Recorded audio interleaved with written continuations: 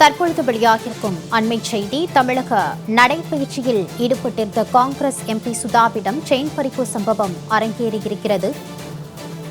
Congress MP சுதாவிடம் chain பறிப்பு சம்பவம் அரங்கேறியிருக்கிறது. அண்மை செய்தியாக பார்த்து வருகிறோம். டெல்லி சாணக்கியாபுரி சாலையில் நடைபயிற்சி மேற்கொண்டிருந்த தமிழக காங்கிரஸ் எம்பி சுதாவிடம் 4.5 சவரன் செயின் பறிப்பு சம்பவம் அரங்கேறியிருக்கிறது. அண்மை செய்தியாக தற்போது நாம் பார்த்து வருகிறோம்.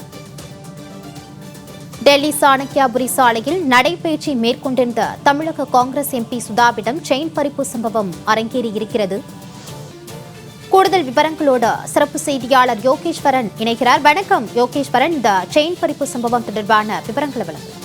நாடாளுமன்றத்துடைய மழைக்கால கூட்டத்தொடர் டெல்லியில் நடைபெற்று வரக்கூடிய நிலையில மக்களவை மற்றும் மாநிலங்களவை சார்ந்திருக்கக்கூடிய பெரும்பாலான எம்பிக்கள் அவர்களுக்கு ஒதுக்கீடு செய்யப்பட்டிருக்கூடிய இல்லங்கள் அல்லது அவர்களை மாநிலங்களை சார்ந்து டெல்லியில இருக்கக்கூடிய அரசு இல்லங்கள்ல தங்குவது வழக்கம். அப்படிதான் தமிழ்நாட்டை சேர்ந்த மயிலாடுதுறை மக்களவை எம்பி சுதா டெல்லியில் இருக்கக்கூடிய தமிழ்நாடு அரசு இல்லத்துல அவர் தங்கியிருக்கிறார். இந்த இல்லம் என்பது டெல்லி சாணக்கியாபுரியில அமைந்திருக்கிறது.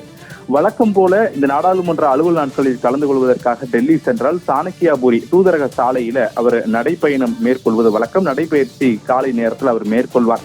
இன்றைய தினத்துல அவர் காங்கிரஸ் கட்சியை சேர்ந்த எம்பி சுதா மற்றும் மற்றொரு எம்பியான ராஜாத்தி உள்ளிட்ட இருவருமே நடைப்பயிற்சி மேற்கொண்டிருந்த போது போலாந்து நாட்டினுடைய தூதரகத்திற்கு அருகே சென்று கொண்டிருந்த போது எதிர் திசையில இருசக்கர வாகனத்துல முழுவதும் ஹெல்மெட் அணிந்து வந்த மர்ம நபர் ஒருவர் எம்பி சுதாவின் கழுத்தில் அணிந்திருந்த 4 சவரனுக்கும் அதிகமான அந்த செயினை பறித்து சென்றிருக்கிறார். இதுல எம்பி சுதாவிற்கு கழுத்து பகுதியில லேசான காயம் ஏற்பட்டதோடு அவர் அணிந்திருந்த உடை என்பது கிழிந்ததாக அவர் அளித்திருக்கக்கூடிய அந்த காவல்துறை புகார்கள் மூலமாக தெரிய வந்திருக்கிறது. இது குறித்து காங்கிரஸ் எம்பி சுதாவிடம் கேட்க முற்பட்ட போது அவர் இது குறித்து மத்திய உள்துறை அமைச்சருக்கும் தான் கடிதம் எழுதியிருக்கிறேன்.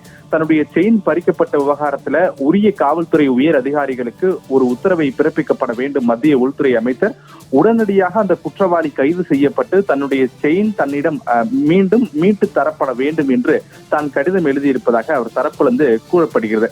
வழக்கமாக டெல்லியில இந்த சாணக்கியாபுரி இல்லம் என்பதே நாடாளுமன்றத்துல இருந்து கிட்டத்தட்ட ஒரு 1.5 கிலோமீட்டர் தொலைவில் அமைந்திருக்கக்கூடிய பகுதி தான்.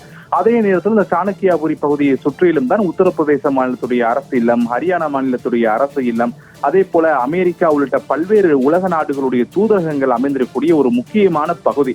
எப்போதுமே அந்த பகுதிகளில் ரோந்து வாகனங்கள் மற்றும் சிஆர்பிஎஃப் உடைய பாதுகாப்பு வாகனங்கள் செல்வதும் ஆங்காங்கே பாதுகாப்பு வீரர்கள் பாதுகாப்பு பணியில ஈடுபட்டிருப்பதும் வழக்கம். அப்படி ஒரு மிக மிக பாதுகாப்பு மிக்க ஒரு சாலையில இன்று துணிகர இந்த கொள்ளை என்பது நடந்திருக்கிறது. அதுவும் ஒரு நாடாளுமன்றத்துடைய மக்களவை உறுப்பினரிடம் இந்த கொள்ளை நிகழ்ந்திருப்பது டெல்லியில ஒரு பெரும் அதிர்ச்சியை ஏற்படுத்தி இருக்கிறது.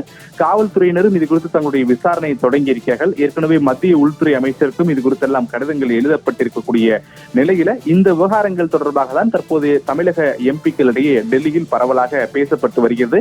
எம்பிக்களுடைய பாதுகாப்பை உறுதி செய்யப்பட வேண்டும். அதே நேரத்தில் எம்பிக்களுக்கு அவரவருக்கு என தனி வீடு ஒதுக்கீடு செய்யப்பட வேண்டும் என்ற கோரிக்கைகள் எல்லாம் இன்றைய தினம் மக்களவை செயலாளரிடம் வழங்குவதற்கும் எம்பிக்கள் முடிவு செய்திருக்கிறார்கள் என்பதும் இந்த நேரத்தில் ஒரு குறிப்பிடத்தக்க விஷயம். டெல்லியில் அரங்கேறிய செயின் பறிப்பு சம்பவம் மற்றும் இது தொடர்பான புகார் தொடர்பான கூடுதல் விவரங்களோடு இணைந்தமைக்கு நன்றி யோகேஸ்வரன்.